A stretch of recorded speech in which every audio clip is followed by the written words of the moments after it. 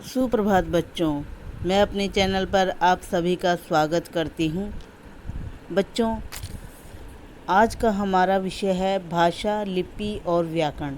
इसमें हम जानेंगे भाषा क्या है, इसके रूप क्या हैं, यह कितने प्रकार की होती है, लिपि क्या है और व्याकरण क्या है और ये किस किस काम या प्रयोग में आती हैं। और साथ ही बच्चों, वीडियो को पूरा देखना और मेरे चैनल को सब्सक्राइब, लाइक एंड शेयर करना मत भूलना। तो चलो अब जानते हैं हम भाषा क्या है। तो बच्चों, आप जानते हैं हमारा आज का विषय भाषा, लिपि और व्याकरण है। तो बच्चों देखो, जो बातें मैं अभी आपसे कर रही हूँ या आप मुझे सुन रहे हो, तो जो कुछ भी मैं बोल रही हूँ या जो कुछ भी मैंने अभी तक आपको बोला है या बताया है, वो क्या है? वो मेरे मन के विचार, मेरे दिमाग के विचार हैं जो मैं आपके सामने प्रस्तुत कर रही हूँ। और आप उन विचारों को, मेरे उन विचारों को सुनकर समझ रहे हैं कि मैं क्या बोल रही हूँ। तो विचारों का ये जो आदान प्रदान है, यही भाषा कहलाती है। तो भाषा क्या है? भाषा की परिभाषा क्या है? भाषा वह माध्यम है जिसके द्वारा मनुष्य अपने भावों तथा विचारों का आदान प्रदान करता है। अगर साधारण शब्दों में हम कहें तो भाषा वह साधन है जिसके द्वारा मनुष्य अपने विचार और भाव दूसरों के आगे प्रकट करता है और दूसरे उन विचारों को सुनकर ग्रहण करते हैं, उसे भाषा कहते हैं। बच्चों, भाषा के दो रूप होते हैं। भाषा के दो रूप होते हैं, मौखिक और लिखित। मौखिक और लिखित। और इन दो रूपों को छोड़कर भाषा का एक रूप और होता है जिसे हम सांकेतिक भाषा कहते हैं। तो अब जानते हैं मौखिक भाषा क्या है। मौखिक भाषा बच्चों, जब मनुष्य अपने भावों तथा विचारों का आदान प्रदान बोलकर या सुनकर करता है तो उसे मौखिक भाषा कहते हैं। अर्थात जब हम अपने विचारों को बोलकर दूसरों तक पहुंचाते हैं और दूसरों के विचारों को सुनकर ग्रहण करते हैं, उसे मौखिक भाषा कहते हैं। जैसे फिल्म, नाटक, संवाद, भाषण आदि में इसका प्रयोग अधिक होता है। इस माध्यम में यह आवश्यक है कि कोई ना कोई श्रोता होना चाहिए। इस माध्यम का प्रयोग तभी होता है जब कोई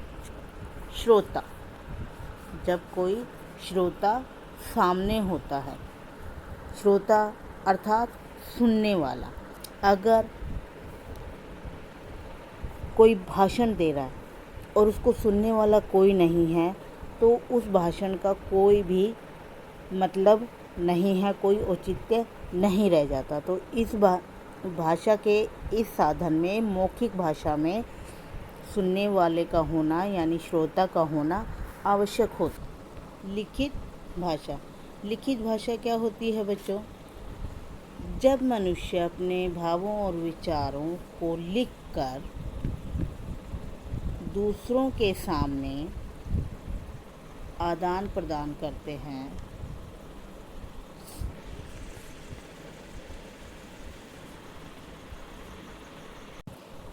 अब बच्चों देखते हैं लिखित भाषा क्या होती है। जब मनुष्य अपने विचारों और भावों को लिखकर या पढ़कर आदान प्रदान करता है तो उसे लिखित भाषा कहते हैं। अर्थात जब मनुष्य अपने भावों और विचारों को लिख कर दूसरों के सामने प्रकट करता है और दूसरे उन विचारों को पढ़कर ग्रहण करते हैं, उसे लिखित भाषा कहते हैं। लिखित रूप भाषा का स्थायी रूप होता है क्योंकि उसे हम कभी भी पढ़ सकते हैं। पुस्तकें इसी माध्यम से लिखी जाती हैं। उदाहरण जैसे पत्र, समाचार पत्र और पुस्तकें लिखित भाषा के उदाहरण हैं।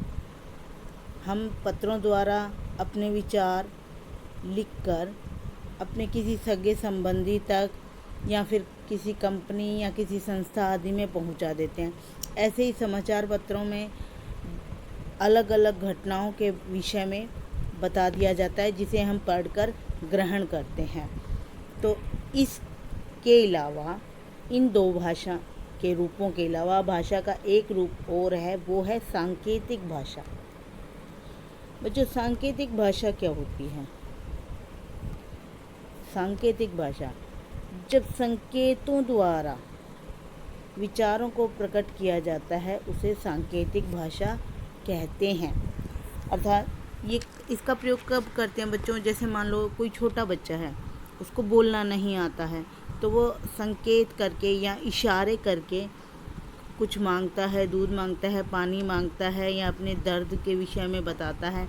ऐसे ही जो मूक बधिर लोग होते हैं, गूंगे बहरे जो लोग होते हैं, वो आपस में इसी साधन का प्रयोग करके, यानी कि इशारों या संकेतों के द्वारा अपने विचार दूसरों तक पहुंचाते हैं और दूसरों के विचारों को ग्रहण करते हैं। अब देखते हैं बच्चों, अब देखिए, जो हिंदी जो है हमारी विश्व की सबसे अधिक बोले जाने वाली भाषाओं में तीसरा स्थान रखती है। वैसे भाषा को काफ़ी लोग हीनता के रूप में देखते हैं, लेकिन जबकि भाषा क्या है, विश्व में सबसे अधिक बोले जाने वाली तीसरी भाषा है। 14 सितंबर 1949 को भारत की संविधान सभा ने हिंदी को भारत संघ की राजभाषा के रूप में स्वीकार किया था, अपनाया था। यह भाषा देश के एक कोने से दूसरे कोने तक बोली जाती है और समझी जाती है। भारत में वैसे तो अनेक भाषाएं बोली जाती हैं, लेकिन भारत में 22 भाषाओं को मान्यता दी गई है। वो कौन सी हैं? तो देखिए, जैसे असमिया है, उड़िया है, कन्नड़ है, कश्मीरी है, कोंकणी है, गुजराती है, तमिल, तेलुगु, नेपाली, पंजाबी, बांग्ला, मणिपुरी, मगही, मलयालम, संस्कृत, सिंधी, उर्दू, हिंदी, मैथिली, डोंगरी, बोडो, संथाली और सिंधी भाषा मैं पहले बता चुकी हूँ आदि। ये क्या है? भारत के संविधान में इन 22 भाषाओं को मान्यता प्रदान की गई है। हिंदी दिवस। अब हिंदी दिवस क्या है बच्चों? अभी आपको बताया मैंने, 14 सितंबर 1949 को संविधान सभा में इसे राजभाषा घोषित किया गया था। तो 14 सितंबर 1949 को संविधान के अनुच्छेद 343 के अनुसार हिंदी भाषा को भारत की राजभाषा के रूप में स्वीकार किया गया था। इसी लिए प्रतिवर्ष 14 सितंबर को हिंदी दिवस के रूप में मनाया जाता है। अब चलिए चलते हैं बच्चों, देखते हैं लिपि क्या है। लिपि क्या होती है? लिपि बच्चों, जैसे कोई भी भाषा है, वो क्या है? जो हम कुछ बोल रहे हैं वो क्या है? ध्वनि है। ध्वनि यानी आवाज़। तो इस आवाज़ के लिए मनुष्य ने कुछ चिन्ह बना लिए, वही जो क्या कहलाए थे? लिपि कहलाए थे। लिपि का शाब्दिक, अब इसकी परिभाषा देखो। लिपि का शाब्दिक अर्थ जो होता है वो होता है लिखित या चित्रित करना। तो ध्वनियों को लिखने के लिए जिन चिन्हों का प्रयोग किया जाता है वो लिपि कहलाती है। तो जैसे आप देखो, मान लो अब मैं बोल रही हूँ, जैसे मैंने मैं बोल दिया। अब मैं के लिए हिंदी भाषा में ये चिन्ह बनाया गया है, या ये चित्रित किया गया है, या ये लिखा गया है। तो ये क्या है? लिपि। मैं की ध्वनि जो है, मैं की ध्वनि का ये चिन्ह है। ऐसे ही ए की ध्वनि के लिए ये चिन्ह बना दिया, र की ध्वनि के लिए ये चिन्ह बना दिया। ये सब क्या है? भाषा के, किसी भी भाषा के ध्वनि चिन्ह हैं, जो हम बोल रहे हैं, जो आवाज़ हमारे मुंह से निकल रही है, वो चिन्ह हैं। उन ध्वनियों के लिए चिन्ह बनाए गए हैं, वही लिपि कहलाती है। या कोई भी भाषा जिन वर्णों में लिखी जाती है, ये जितने भी चिन्ह हैं इन्हें वर्ण कहा जाता है। कोई भी भाषा जिन वर्णों में लिखी जाती है, वे वर्ण उस भाषा की लिपि कहलाते हैं। वे वर्ण उस भाषा की लिपि कहलाते हैं। अब देखिए, लिपियाँ जो हैं, अब जैसे संस्कृत, हिंदी, मराठी और नेपाली की जो लिपि है वो है देवनागरी। अंग्रेजी की लिपि है रोमन। अरबी उर्दू की लिपि है फारसी। और पंजाबी की लिपि है गुरुमुखी। यानी ये जो भाषाएं हैं, इनको जो लिखने के लिए जो चिन्ह प्रयोग किए गए हैं वो लिपि हैं। और उन लिपियों को क्या कहा जाता है? देवनागरी, रोमन, फारसी या गुरुमुखी, उन लिपियों का नाम उन्होंने रख दिया है। भाषा और लिपि में अंतर। अब क्या गया? भाषा और लिपि में अंतर। भाषा लिखकर अथवा बोलकर अपने भाव या विचार प्रकट करने का साधन है, जबकि लिपि क्या है? उस भाषा को लिखने की विधि या फिर तरीका होता है। उस भाषा को लिखने की, कोई भी भाषा हो वो, उस भाषा को लिखने का जो तरीका या विधि है वो लिपि होती है। भाषा के भेद या प्रकार, कितने प्रकार की होती है? तो देखो बच्चों, सबसे पहले आती है हमारी मातृभाषा। मातृभाषा क्या होती है? वह भाषा जिसे बालक अपने परिवार में अपनाता या सीखता है या फिर अपनी माँ से सीखता है, वो मातृभाषा कहलाती है। फिर है राजभाषा।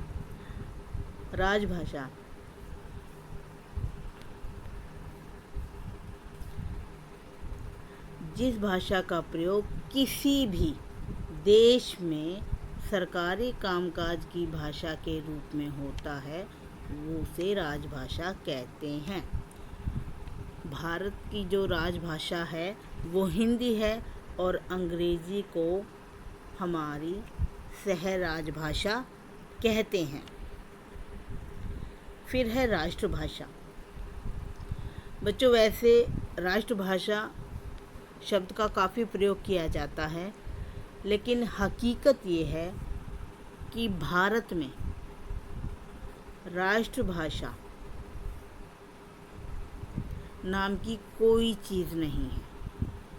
भारत में अधिकांश लोग हिंदी को राष्ट्रभाषा मानते हैं, लेकिन संविधान में राष्ट्रभाषा का कोई भी जिक्र नहीं है। देश की सर्वाधिक जनसंख्या हिंदी बोलती है और समझती है, इसीलिए लोग समझते हैं कि राष्ट्रभाषा भारत की जो हिंदी है भारत की राष्ट्रभाषा है। लेकिन ये भी एक कड़वा सत्य है कि हिंदी इस देश की राष्ट्रभाषा नहीं है, क्योंकि भारत के संविधान में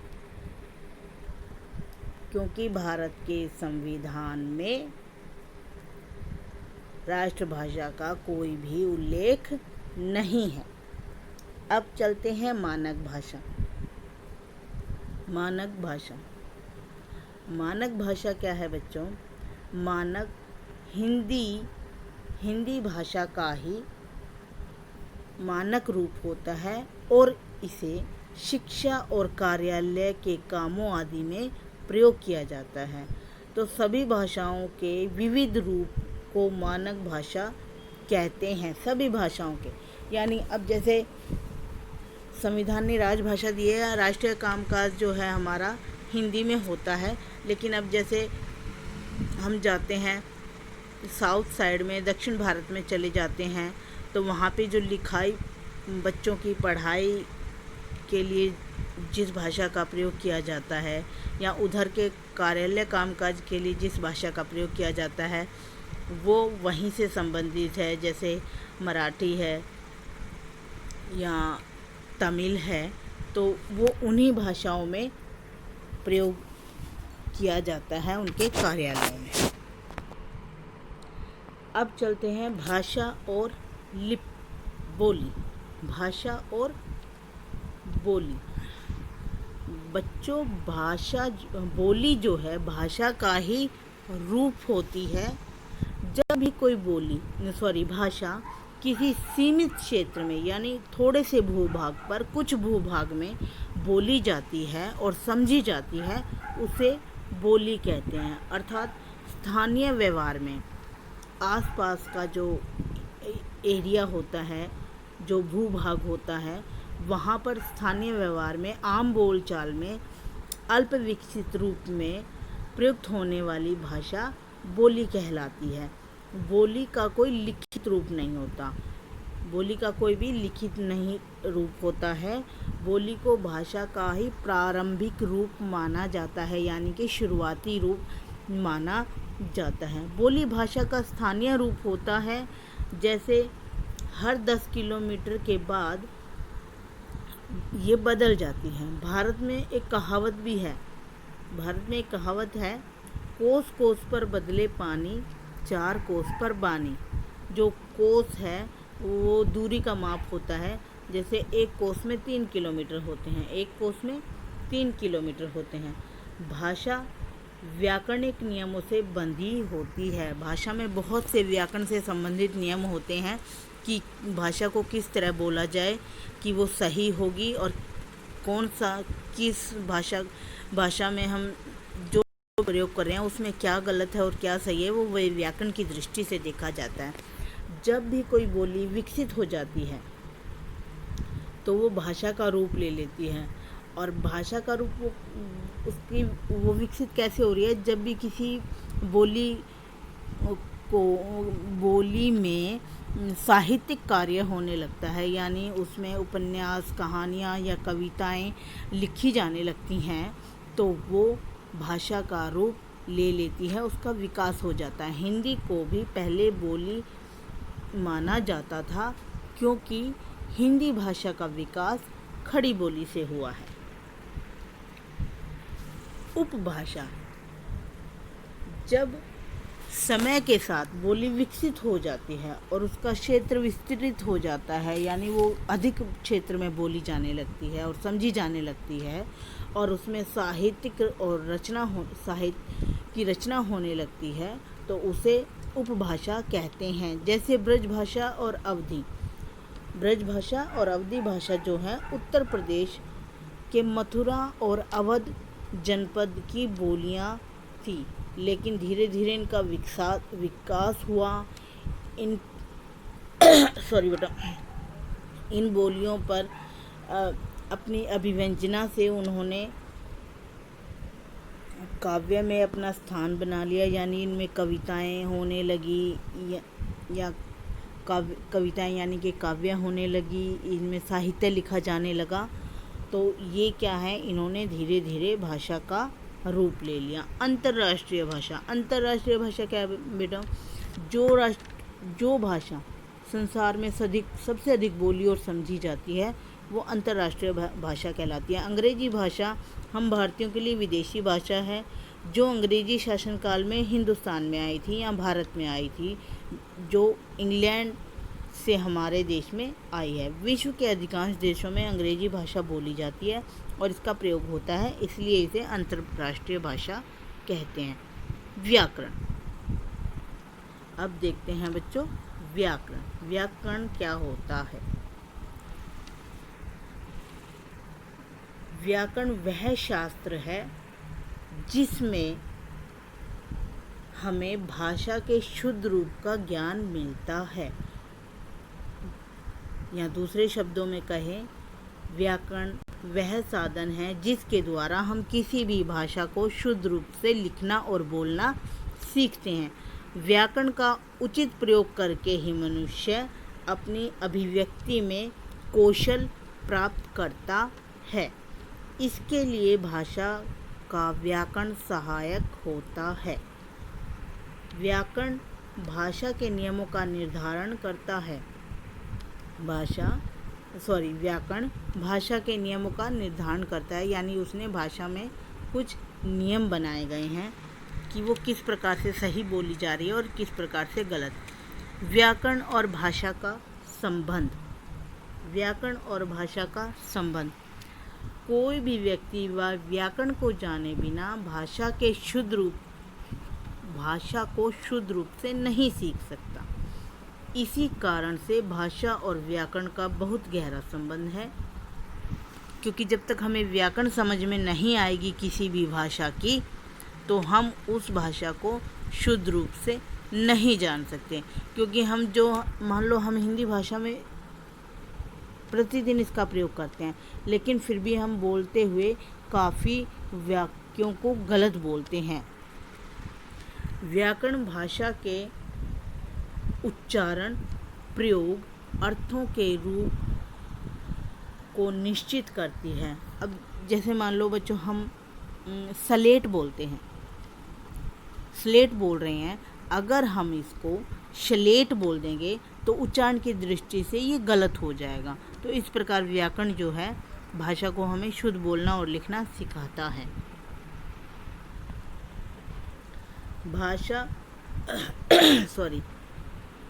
व्याकरण के अंग। व्याकरण के कौन कौन से अंग होते हैं? व्याकरण के 4 अंग हैं बेटा। नंबर 1 वर्ण विचार, नंबर 2 शब्द विचार, नंबर 3 पद विचार और नंबर 4 वाक्य विचार। तो इनका मैं अभी आपको थोड़ा थोड़ा बताती हूँ इसके अंदर क्या होता है, बाकी हम विस्तार से पढ़ेंगे अगले आने वाले अध्यायों में। वर्ण विचार। वर्ण विचार में वर्णों के उच्चारण, यानी वो किस तरीके से बोले जा रहे हैं, रूप, भेद, वर्णों को मिलाने की विधि तथा इसमें लिखने की विधि का बताई जाती है। फिर आते हैं शब्द विचार। इस विचार में शब्दों के भेद, व्युत्पत्ति, रचना, रूप, प्रयोग, उत्पत्ति आदि का अध्ययन किया जाता है, इसके बारे में बताया जाता है। फिर आते हैं पद विचार पर। वैसे पद जो होते हैं वो शब्द ही होते हैं, आपको बताएंगे कब शब्द बोला जाता है और कब पद बोला जाता है इसे। इस विचार में पद का तथा पद के भेदों का वर्णन किया जाता है। फिर चौथा है आपका वाक्य विचार। वाक्य विचार में वाक्य की रचना, भेद, वाक्य को बनाने की विधि, वाक्यों को अलग करने की विधि, विराम चिन्हों का प्रयोग, पद परिचय, वाक्य निर्माण का अध्ययन करवाया जाता है। तो आज जो हमने पढ़ा है उसमें मुख्य बिंदु हमें क्या प्राप्त होते हैं बेटा?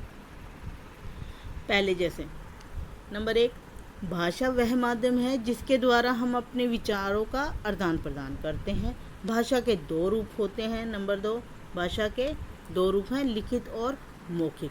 नंबर 3, मौखिक भाषा बोलकर और लिखकर प्रकट की जाती है। चौथा बिंदु है ध्वनियों के लिखित रूप को वर्ण कहते हैं और वर्णों की लिखने की विधि को लिपि कहते हैं। फिर है हिंदी भाषा की लिपि देवनागरी है। देवनागरी लिपि बाएं से दाएं की ओर लिखी जाती है।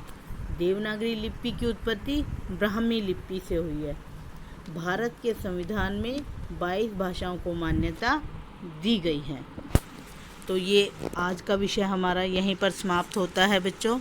अगले अध्याय के लिए हम दूसरी वीडियो में आएंगे। धन्यवाद।